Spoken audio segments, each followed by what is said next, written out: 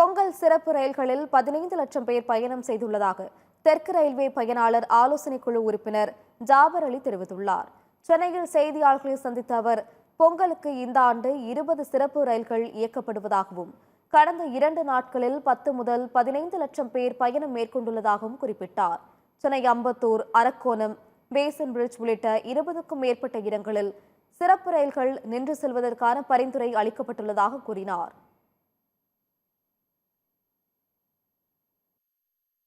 தெற்கு ரயில்வே சார்பாக 20 trains 98 drips அறிவிச்சிருக்கிறாங்க. இன்னும் ட்ரெயின்ஸ் அறிவிக்கிற மாதிரி தெற்கு ரயில்வே சார்பாக அஃபிஷியல் அனௌன்ஸ்மெண்ட் வரும். மோர் தென் 10 to 15 லேக்ஸ்க்குள்ள மக்கள் பொங்கலுக்கு ட்ரெயின் மூலமாக ட்ராவல் பண்ணியிருக்காங்க.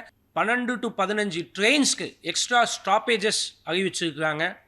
இந்த ஸ்டாப்பேஜஸ் காரைக்குடி இருக்கட்டும், விழுப்பாக்கம் இருக்கட்டும், அரக்கோணம் இருக்கட்டும், அம்பத்தூர் இருக்கட்டும், பெரம்பூர் இருக்கட்டும், அகமதாபாத்தில் இருந்த சென்னை வரக்கூடிய வண்டி பேசன் பிரிட்ஜும் நிற்கிற மாதிரி ஒரு ரிக்வெசேஷன் வச்சாங்க.